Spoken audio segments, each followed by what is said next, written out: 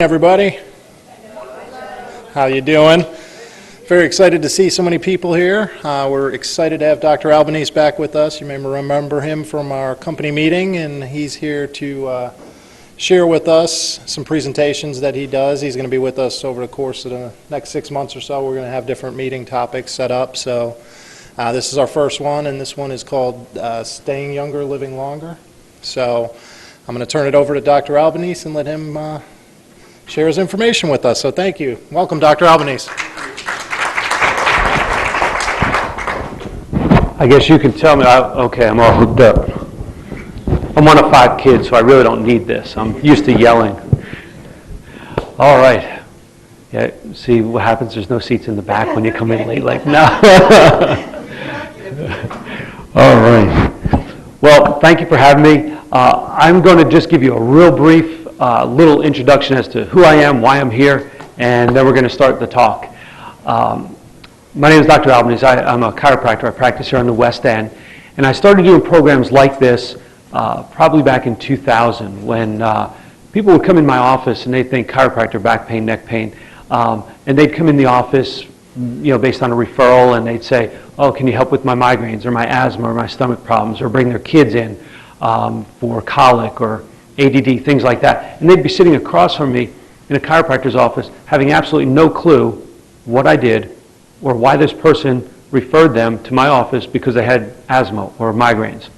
So I said, well, we better clarify some things and explain a little bit about what I do as a chiropractor. So we started doing talks about chiropractic to educate people in our office. And I realized that a lot of people really didn't have a clear understanding of what health was. So we started doing programs like this on health, wellness, stress reduction, things of that nature. I just realized this. There are no men here. Just Jay. He doesn't really count because he has to be here, see? This is a good crowd. I like this kind of crowd.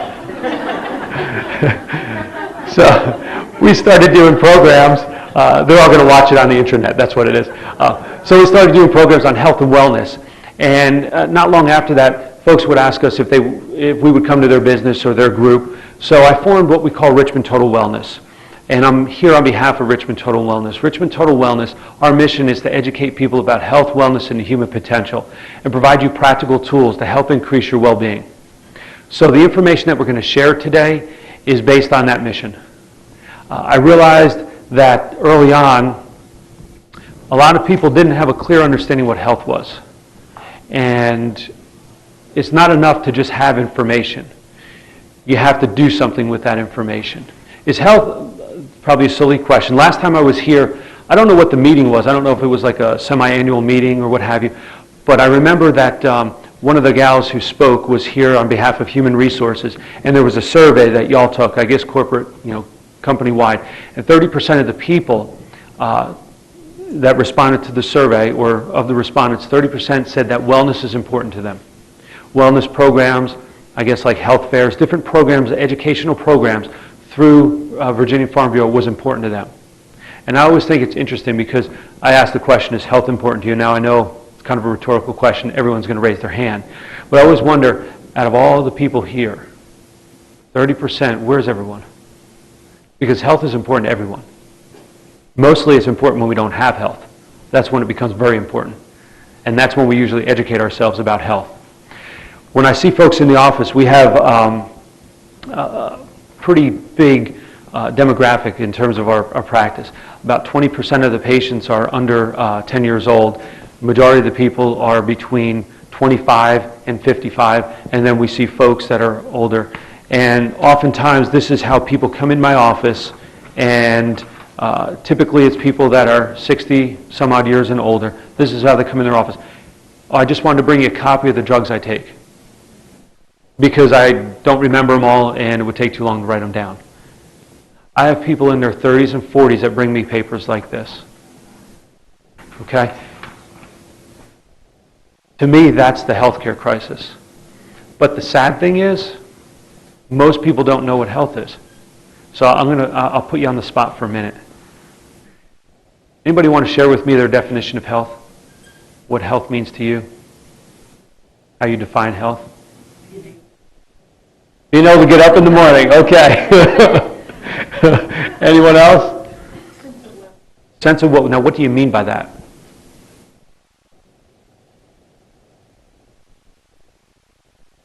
Okay. Okay. Good, good. You must have gotten the handout before we got here. Okay. So if I were to tell you, now everyone would raise their hand if I say health is important. Okay. If I were to ask you what the 5 essentials, scientists have come up with 5 essentials of health. Anyone tell me what they are? You touched on a couple of them. Nutrition. I'll give you the first 2 that everyone asks, that everyone always gets. Eating right and exercising, the 2 E's. And then sometime around the corner there we get to sleeping, rest, and mental emotional state. Okay? All right. So, everyone says that health is important. But yet, do we have a clear, concise definition of what health is? How do you define health? Then, there are 5 essentials of health. Could you have named all of them? Which we didn't. Right? But health is important.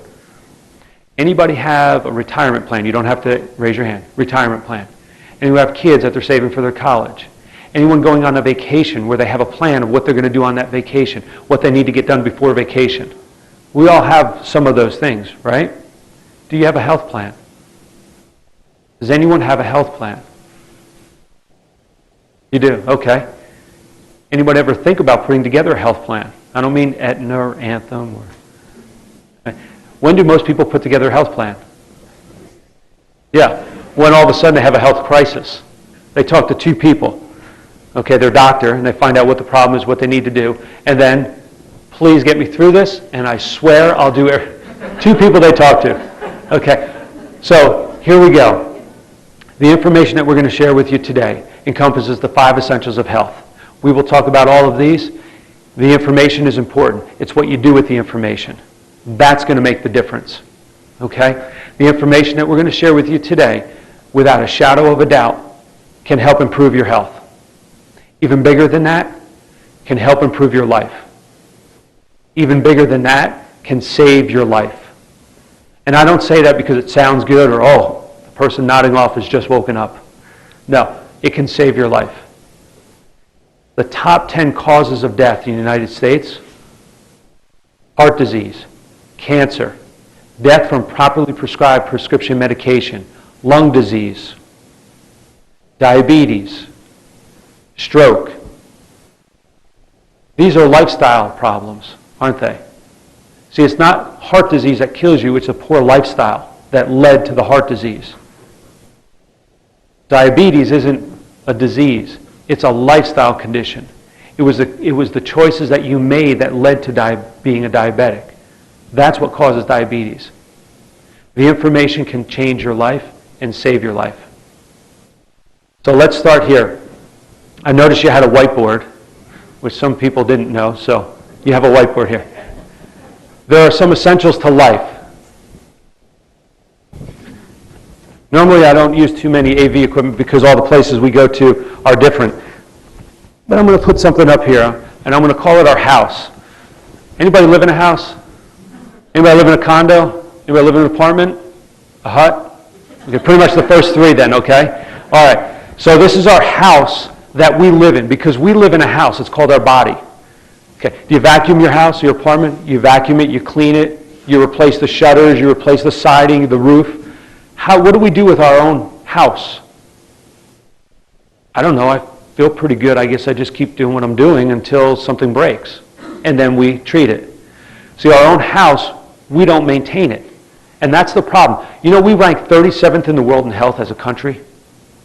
There are 36 other countries that are healthier than us. We spend more money on the treatment and diagnosis of disease than we do on what the top countries do, exploring, enhancing wellness and prevention. Even in this country, there's a shift now. It's easy for me to get off on a tangent. There's a shift. Okay, we have our medical system, okay, focuses on 2 things: the treatment and diagnosis of disease. I have friends that are ER doctors. They treat and diagnose disease. Now, wellness within the medical community is no different than the treatment of disease. This is why early detection of a problem requires treatment. the same treatment that a crisis does, just at an earlier state or on less medication or less types of surgeries, but it's still the treatment of disease. What we need to do is find out how we can promote wellness before disease comes about. How do we stay healthy? So let's talk about our house for a minute. There are some essentials to life. Okay? We have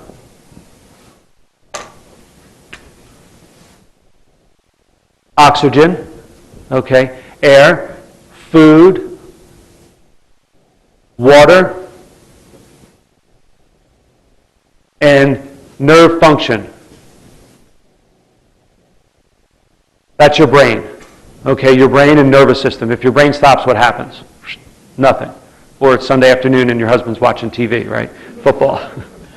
So this is our foundation. These are the things that we need to survive, to exist. Now, this is our foundation. So now we take some of these and we bring them up to the first floor. Okay? Now we talk about the essentials to health. Okay? We need food, proper nutrition. We need exercise. Okay? We need rest and sleep, proper mental function, and nerve function. These are, I'm losing the tops, these are the essentials to health. Now, you no longer just exist, you're now healthy. Now you add on top of this purpose for your life, now you thrive.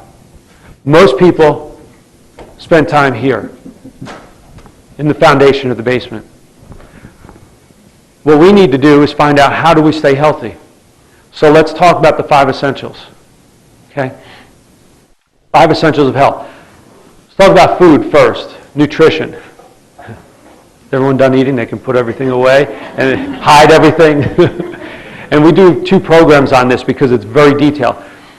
But I'm going to touch on a couple things that are very important. You are what you eat. I'm done. How does your heart... You know, we're made up of cells and tissues. Okay? We're made up of cells and tissues. So your heart, and about every year or so, we have a whole new heart, whole new set of lungs, stomach. The cells and tissues in our bodies are constantly dying, becoming damaged. And then we replace them with healthy cells and tissues. Where do you get those healthy cells and tissues? From what you eat. Okay? Now, if I ate Twinkies every day, what kind of heart am I going to have? A Twinkie heart. Right? Twinkie lungs. If I eat good organic food, apples and all, what am I going to have? An apple heart, apple lungs. You are what you eat. Most people don't think about it in those terms, but you are what you eat.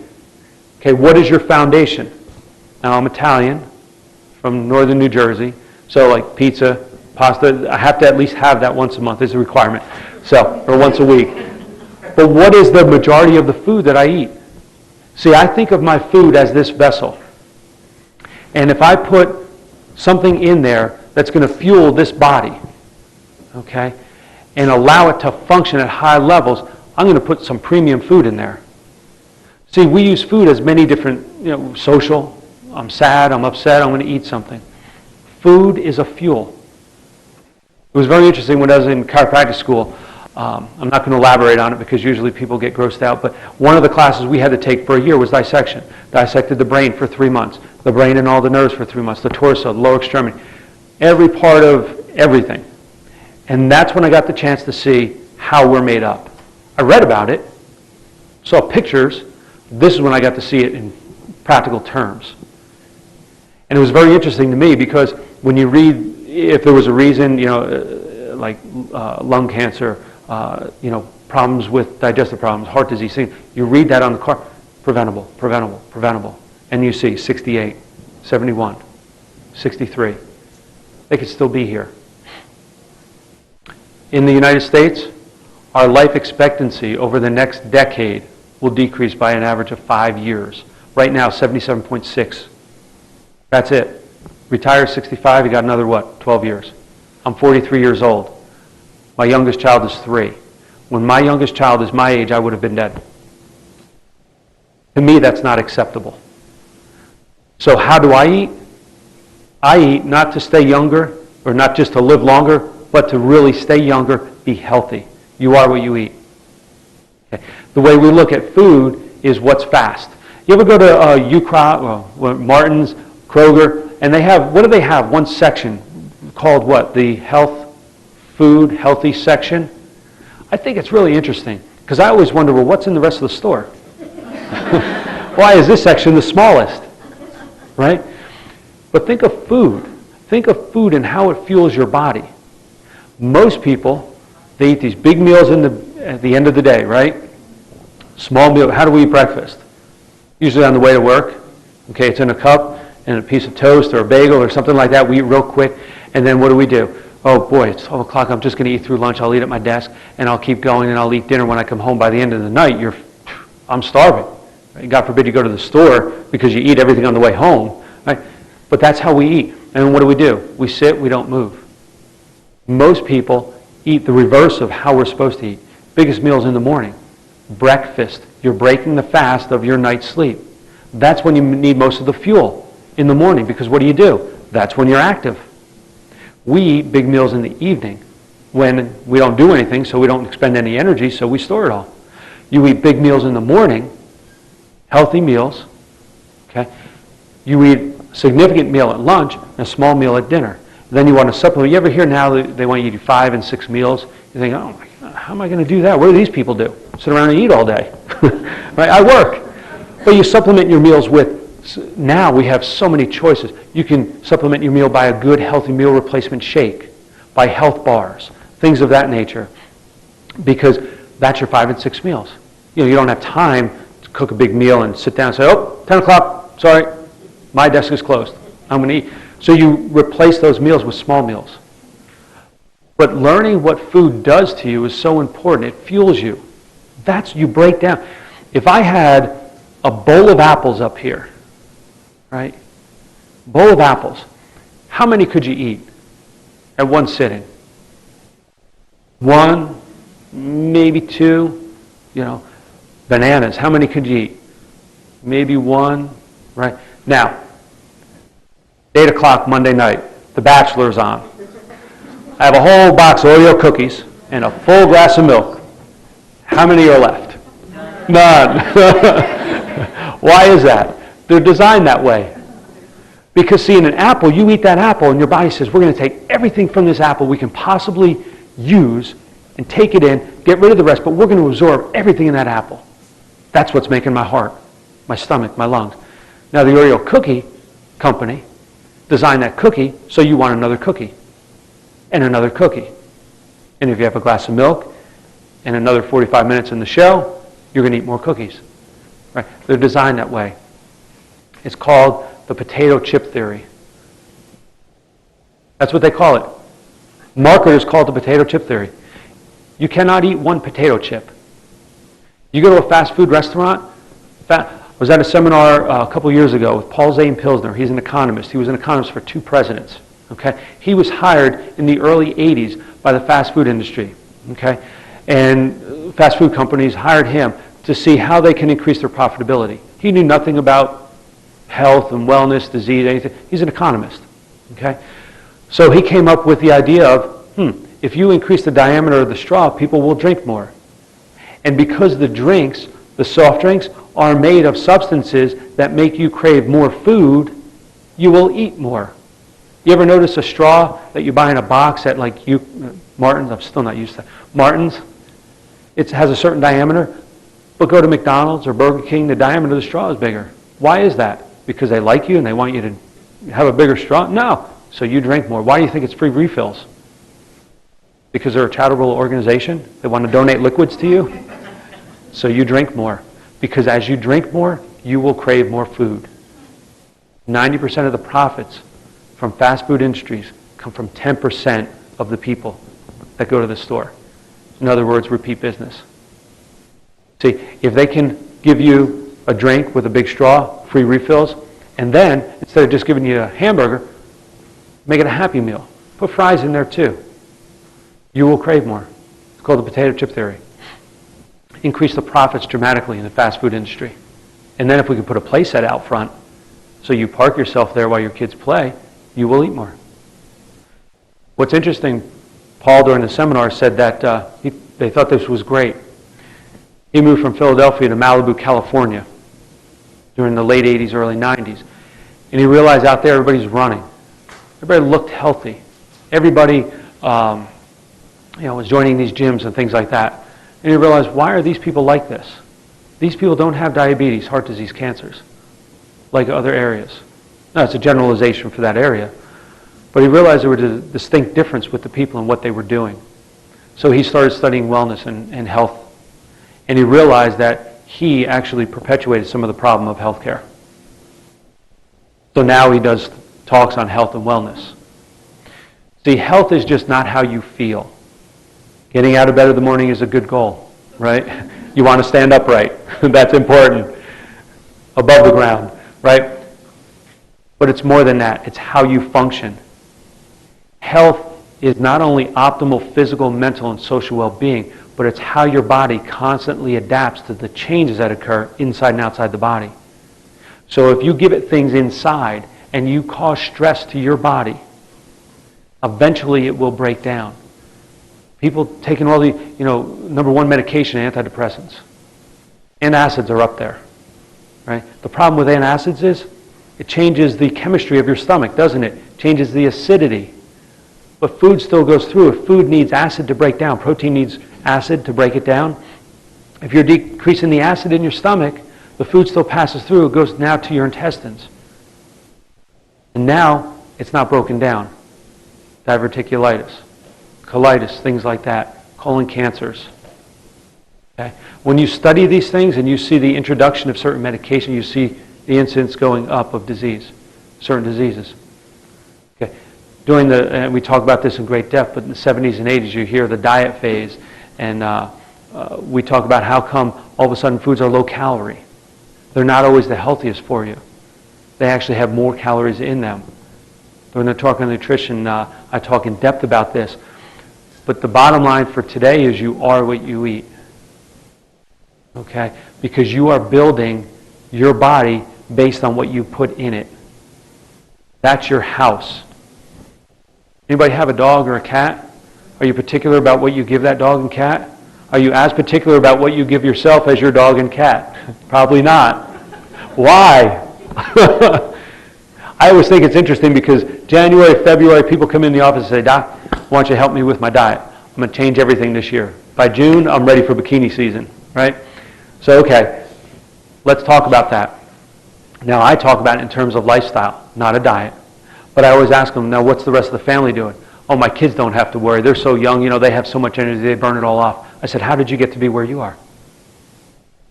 See, it's not what you do today or tomorrow. It's a cumulative effect of things over years.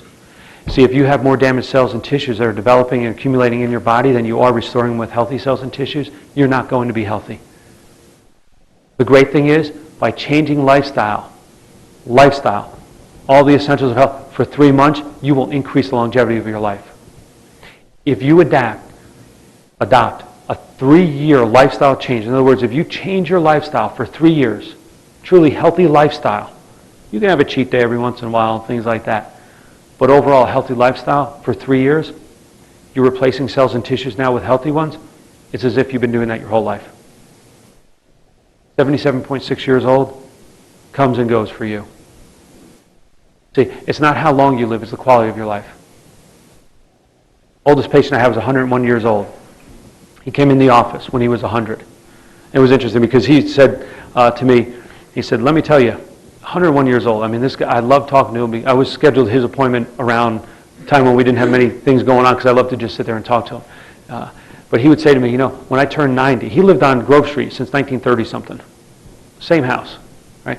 All the neighbors around him, they got to be his family because all his family passed away. He's 100 years old. He said to me, when I was turned 90, all my friends, they threw me this big birthday party. I said, oh, that's great.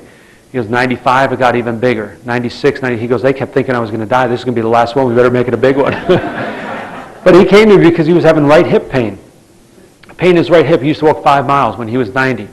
and developed hip pain. So now he was only walking like around the block. He was really frustrated because he couldn't walk as far as he used to. That's what he was thinking at 101 years old. His bedroom was on the second floor of his house. I said, why is it on your second floor? He goes, why not? And I'm thinking, oh, shame on me for asking a dumb question. He goes, I like the exercise. I walk up and down the steps. I'm thinking, shame on me. Here I am teaching things like this, and I'm thinking, oh, you're too old to walk up the stairs. Right? 101 years old. That was his philosophy. I want to keep going, do more. Maybe not as much as I used to, but I want to keep doing. That's why he's 101 years old. So, not only nutrition, but proper nutrition as a fuel. That's how you look at food. Because it's not necessarily what you eat, but it's how it's broken down and used in your body. I always tell people, don't worry about what you eat. Focus on what you buy. Because if you buy good stuff, there's nothing bad in the cabinet. You don't have to worry about what you eat because it's all going to be okay. Now we have more resources than ever before. Even though it's a small section in the grocery store, we have health food sections in U-Crops or Martin's and Kroger and things. I have to change that thought process. We have Whole Foods. We have Trader Joe's, Elwood Thompson, Good Foods Grocery. So many choices now. My kids, I have 3 kids, 3, 5, and 7. Their ages, not their names. 3, 5, and 7. Okay. And so, now they're exposed to things. They'll go to birthday parties and, they have this drink or that drink and these things. Okay, it's going to happen, But when they're in my house, I'm going to fuel their body. They got introduced to gum. So I went to Whole Foods and bought every pack of gum I can find. Cane sugar. Wrigley spearmint gum. That's what they were introduced to. Has high fructose corn syrup, has aspartame, has titanium dioxide. Titanium dioxide, I said to my wife, it's like eating a bike. A bike is made out of titanium. So I bought all these gums, that Whole Foods, healthy gums. They have, what do you call that there? The gummy bears, healthy gummy bears. No dyes, no coloring agents, no artificial flavoring. Everything that you see, there's a healthy alternative. Healthy alternative. So be aware of that, and it doesn't have to cost more. Because people always say, oh, it costs more. It doesn't. In fact, in the diet nutrition talk, we have a 4-page spreadsheet that we give you with all the brand name items we can see, like breakfast, lunch, dinner, snack items, all these things that are common items that we buy. And then we have healthy alternatives at Martin's, at Kroger, at Whole Foods. And then we price them all out. Across the board, the healthy choices are the same or less than the brand name items. Across the board. I think we're going to come back and do that talk sometime next year or maybe the end of this year. But it doesn't have to cost more. So proper nutrition is important. When you eat is important. Your body has different cycles. Takes in foods, breaks it down, gets rid of it. You take in food early morning to late afternoon. That's when our biggest meals should be. Then you break it down, and then you get rid of it. That's why our meals should be big, moderate, smaller. Because you follow your natural body cycle. Any questions on nutrition? All right. So let's talk about the next big one. Mental emotional state.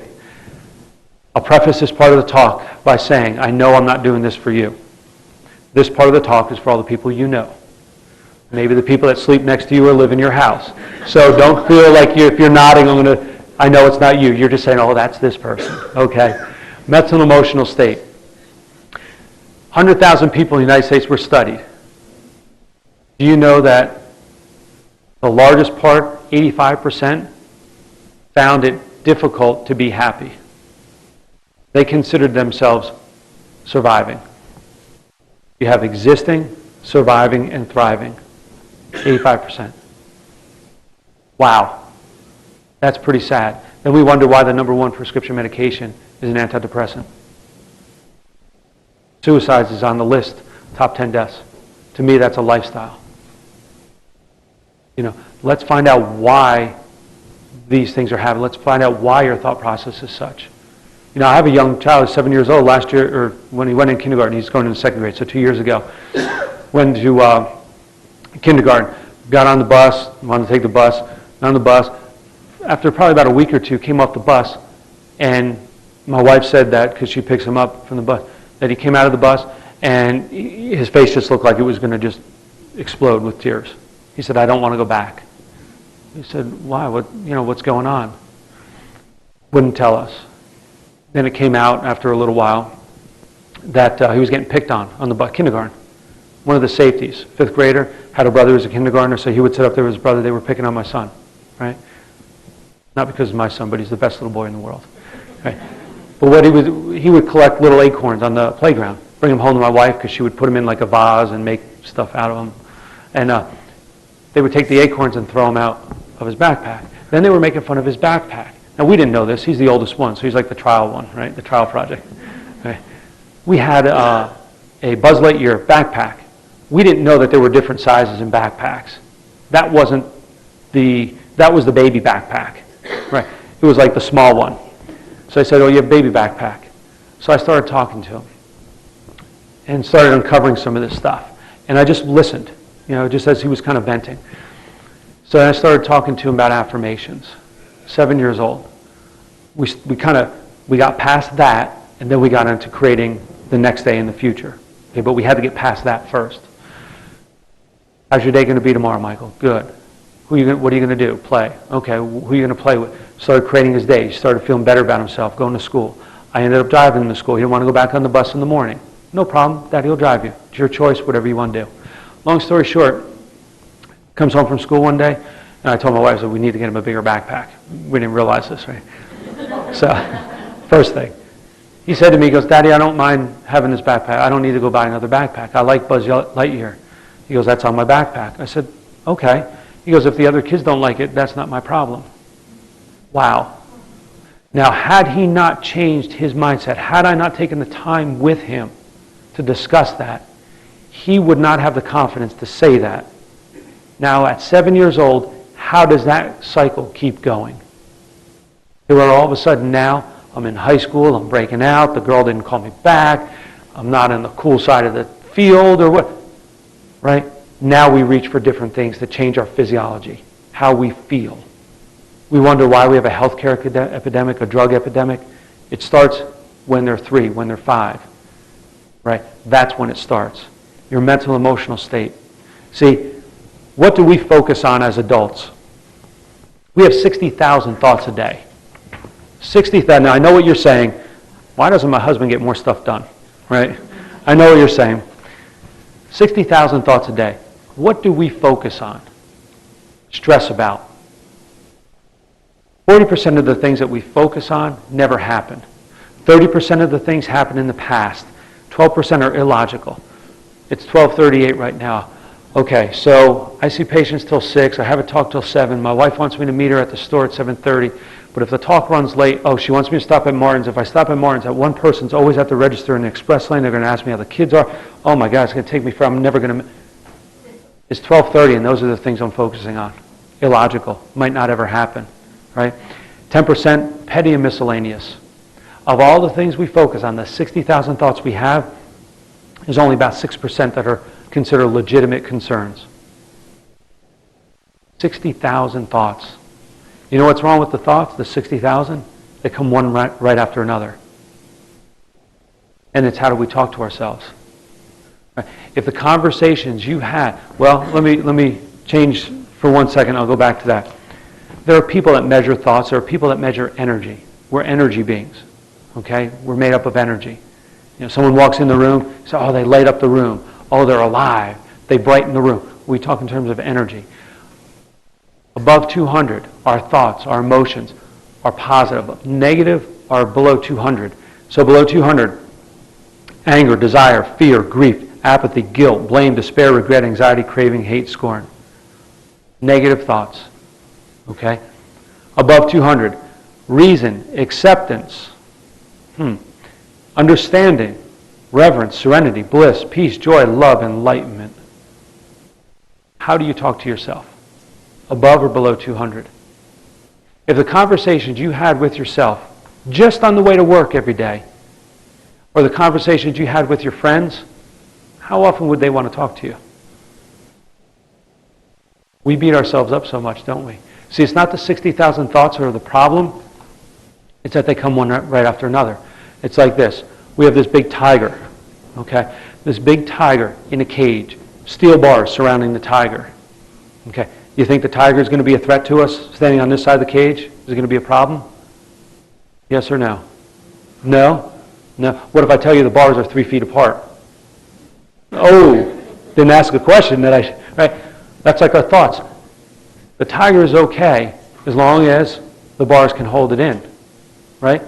We need to spread our thoughts out, create more space between our thoughts, one right after another. Right? When do we do that? When we're burnt out and we have to go on vacation. When I've had enough. Honey, here are the kids, I'm leaving. Walk around the mall for an hour. Right? Have a guy's night out. Sit there and we vent. Right? We get to the point of our breaking point, our threshold. 60,000 thoughts a day. See, we need, 2 weeks vacation a year? Shouldn't say this, but we probably should have more. Right? But we get to the point where we need a vacation. We don't want to go to the beach and sit on the beach just because it's a great idea. It's because we have to. What do? Well, we have to be here at 9 o'clock. It takes us 20 minutes to get here. I'm in the car, it's 10 of 9. Oh, geez, I'm running late. And then we get on the road. What happens? That one person whose sole purpose it is that day to sabotage our efforts to get there on time, they cut in front of us, right? And the guy who changes the light, he's out there too. Red, red, red, red, right? And then we get here at 10 after, and now we're stressed because we're already late for the meeting. We walk in the meeting, everyone knows we're late. We come in, sitting back. Okay, now it's lunchtime. Well, I got here late, so I'm going to work through lunch. Maybe I'll eat something, maybe I won't. I'll just grab something from the machine. I'll sit at my desk. I'm going to work late. Now it's the weekend, and oh my gosh, I still have to work on that project. I'll take my laptop home, work on the project. And then, I need time for my kids too. When you're at work, you're thinking about all the stuff you want to do with your kids and your family and the trips you want to go on, the place you want to go to this weekend. And when you're at home, you're thinking about the project and wonder why we don't get anywhere. We're always going to where we're not, right? Not you, the people you know. Okay, remember, right? Right? What our mental emotional state? Okay, it's like we're in the mud and we're spinning our wheels and we're not getting anywhere. When you're a young child, think about all the things you wanted to do. I wanted to be a fireman, a pilot. I wanted to be in the army. I wanted to be a policeman. I wanted to be everything. I talk to my kids. My wife goes and she buys all these costumes at the party store, like after Halloween. Every day I come home. They're Power Rangers. They're firemen. They make their own costumes. I come home one day, they're all in their underwear. I'm like, what's going on? My wife goes, they're playing Tarzan. Oh, pretty good, right? Save money too. I don't need a costume. Okay? But they're constantly thinking of this. When I ask my son Michael, he's 7. Michael, what are you? Daddy, I'm a cowboy. Okay, he's got maybe some different things on, but he starts describing to me his cowboy outfit. See my leather gloves? They come all the way up to here. That way the bushes don't hit me when I'm on the horse. And I have my kerchief on. He doesn't even have this stuff on, but he's describing it as if it's real. The imagination. But what happens as we get older? Can't do that, because I don't live in the right place. Well, my car, no, not the right car, not the right clothes, not limitation. Limiting beliefs. We accept all of those. Those are learned belief systems. Okay? Your life becomes what everyone defines your life as instead of how you want to live your life. 60,000 thoughts a day, you're going to have them. Why not make them positive? Things are going to happen. We're going to hit a pothole. Okay, I'll bounce back, check myself. How do you start your day? I have this conversation with my wife all the time. It drives me nuts. Starts her day. Matt Lauer. Don't watch him, sweetie. He lost his hair. He's not even worth it to look at anymore. Right? I'm kidding. Right? Ends her day with that lady. Talks about the missing kid, Nancy Grace. Oh my God. I'm like, sweetie, how do you go to sleep? Right? That's how she starts and ends her day. I don't watch the news. I am not informed and I'm okay. I know what's going on in Henrico County. Know what's going around, with the things that apply. But I don't need to know about every murder, every missing child.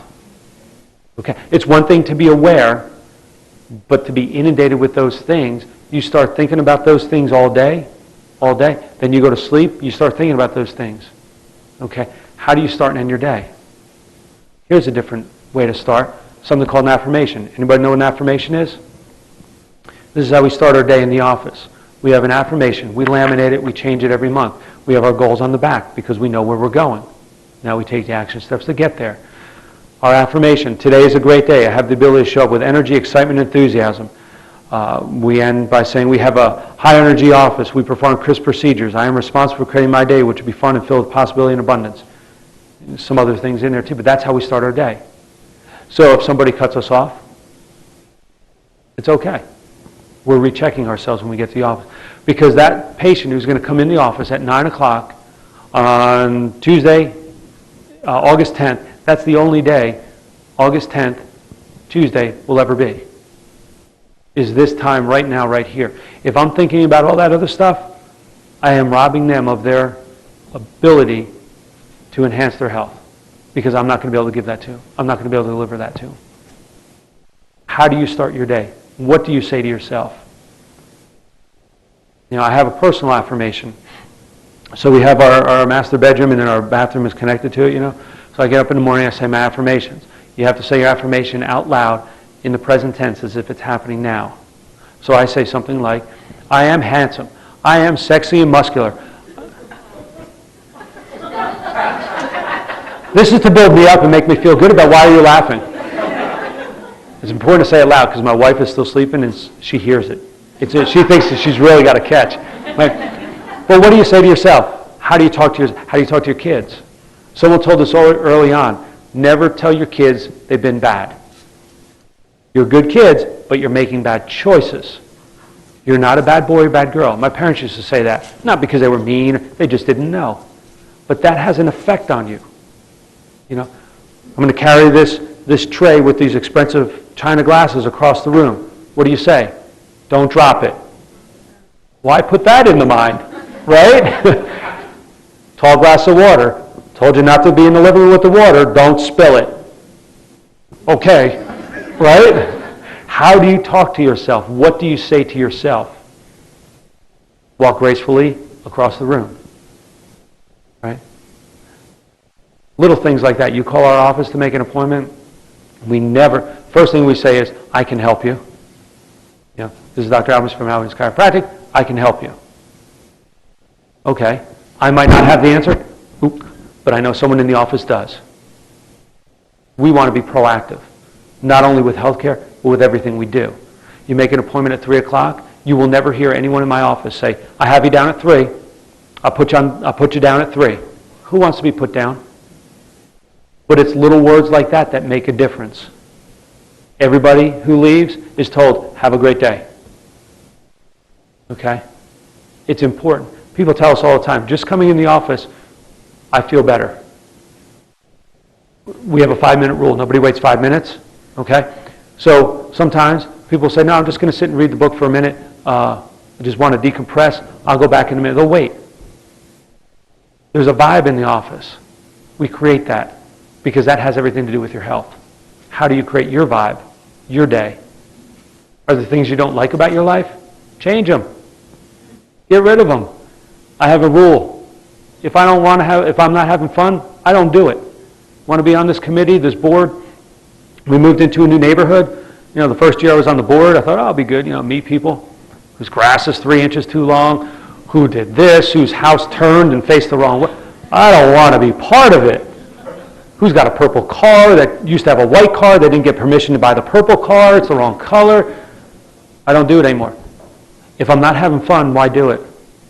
But what do? Oh, I'll be on that committee. Oh, you're a good one. You always get the stuff done. All of a sudden, you're overloaded. Right? It's not bad to participate in things. Don't get me wrong. But if you're not having fun with your life, create your life. It's your life. It's only once. Right? They always say, you know, it's not a practice run. Your life is not. It happens once. Tony Robbins, if you've ever heard of Tony Robbins, did a coaching program with him. He has the rocking chair theory. When you're old, not moving around, sitting on the rocking chair, just having fun, thinking about your life, what are you thinking back at? I wish I should have, could have, right? Instead of, wow, how cool was that? Yeah, remember that one. Let's think about that more. How do you see your life? Start from the end and create life now. It's not just going to happen. You have to create it. So start with the end in mind. This is what I want my life to look. My wife. I can tell you about that too. I wrote down every trait I wanted to find in a wife. Every trait. I had about 3 pages. Not only attractive, I mean like her family. What did I want her family? I'm marrying her family, right? Well, I better be pretty precise as to who I want to marry into. And that's what I got. So now if I get aggravated, I said, well, I wrote down, that's what I got, total package. But create your life. Write down how you want your life to be, and now backtrack. How do I do that? How do I make that happen? What are the steps I have to take? Instead of beating ourselves up, thinking about the things that never happened, the things that happened in the past, the things we can't influence, well, focus on the things you can influence. Focus on the things you can have a positive impact on. And teach your kids. See, like I started affirmations and goals with my kids. Like I said before, what are you going to do tomorrow? What did you do today? You're going to have a great day tomorrow? Who are you going to play with? What are you going to do? They're creating their day. It might not happen exactly the way they describe it, but they're expecting tomorrow to be fun because I'm going to play. I'm going to play with Will. I'm going to play with so-and-so. Create your day. We don't do that. Sit on the couch at 10 o'clock and just, okay. Drag myself to bed and do it again. Purpose. What is the purpose for you being here? And we hear the book, Purpose-Filled Life, right? Purpose. That's when you thrive.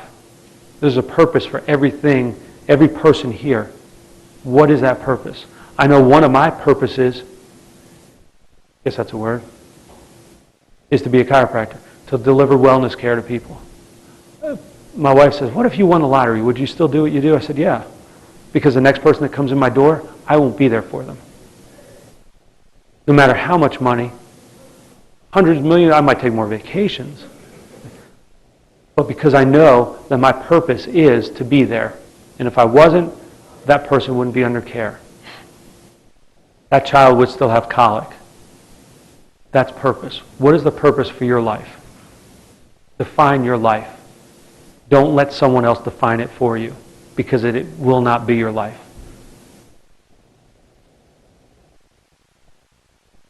That's a big part of health. Okay?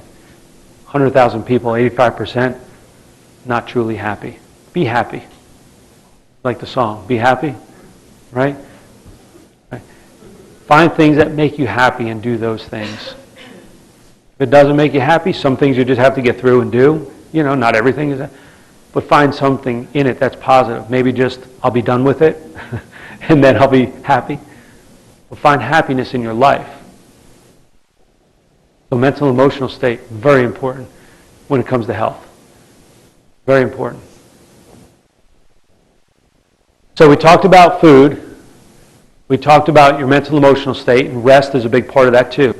Taking time to rest and sleep, that's when you rebuild cells and tissues.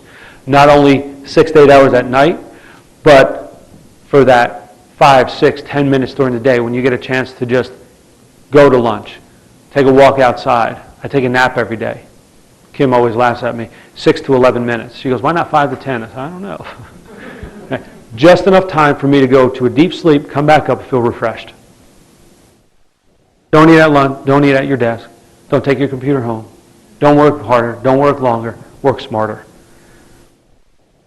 Rest and sleep, real important. Not only during the night, but during the course of the day as well. Proper exercise.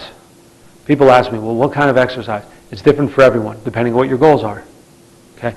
The bottom line is we're meant to move. We're meant to move. Do you know that your brain is larger when you exercise than when you're not? A sedentary lifestyle shrinks your brain. This is why your brain is stimulated by motion. My hand is up here. My brain has to know where it is in space. Has to know that it's moving. There are little receptors in joints called mechanoreceptors, and then there's proprioceptors, what you feel, what you're sensing. Okay? There are macro movements, big movements, and micro movements. Macro movements, I'm walking, bending, lifting, turning. Micro movements, your joints.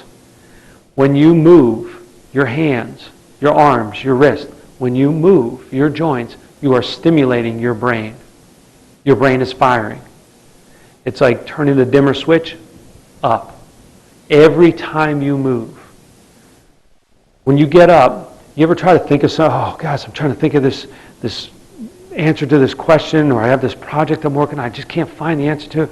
What happens? You get up, you walk, you move around. Oh, that's a great idea, because you're stimulating your brain. You know, it's like when you go to sleep. You go to sleep and all of a sudden at 3 o'clock in the morning, that's what I need to do. Right? Because your mind can awaken when your brain rests. Right? So when you move, you're stimulating your brain. Do you know that just taking part in 30 minutes of exercise 5 days a week can increase your lifespan?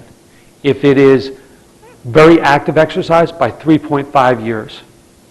Just by doing that little bit of exercise, 3.5 years.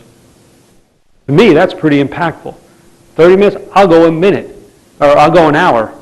Maybe that's 7 years. Maybe it doubles. Right? But it has a positive impact on your life. Exercise. It's different for everyone. We get into a little more details when we talk individually, or when we do a program on it. But the more you move, the more your brain is stimulated. The more your brain is stimulated, the longer you live. Sedentary lifestyle associated with Alzheimer's disease, associated with depression, because you're not stimulating your brain. Your brain is like, I picture the brain as like Christmas lights, right? You know how all the lights, a string of lights, okay? And you have a couple dim ones, right? It doesn't look as good. But when you have all those lights lit up, it looks pretty cool, right? That's what your brain is like. All these lights that are constantly flashing and being stimulated. That's what nerves do, stimulate your brain. Half of all the proprioception and mechanoreceptors in your body are in your spine. In your spine. You get up, you move. Posture. Posture is very important. By 3 o'clock in the afternoon, right? Forward head posture. For every inch your ear is in front of your shoulder, it increases the stress on your spine, your muscles. It adds 10 pounds for every inch. So, 9 o'clock, 10 o'clock, 3 o'clock, 4 o'clock. Imagine the stress on your body every day during a year, 365 days. Huge. Give you an example, a backpack, because I don't talk about purses. I know that's like holy ground. I don't know where you all keep in your purses, by the way, either. My wife, we can go to the desert and survive for years on whatever she has in her purse. We need a tent, it's there. We need lunch, it's there. I don't know what she keeps in there. But a backpack, a 12-pound backpack lifted 10 times a day over 180 school days is equivalent of 21,600 pounds. 21,600 pounds. Okay? Backpacks. Why do kids now have more scoliosis, more asthma, more digestive problems? Because their backpack sits on their spine, and that's where the nerves go to the lungs, the heart, the stomach.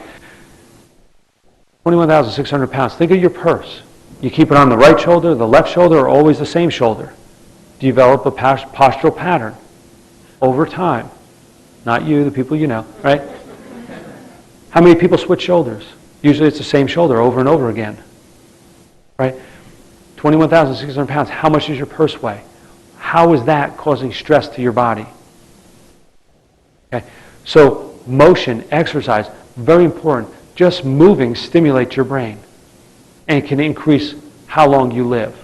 And the people that are exercising are not only going to live longer, they'll live healthier. That's what me as a chiropractor, that's why I work with the spine. I work with the spine. If your spine is out of alignment, that joint doesn't move. It doesn't move well, segmentally. So as you restore proper alignment, you restore proper motion. You're stimulating the brain, the nervous system. That's how I impact health.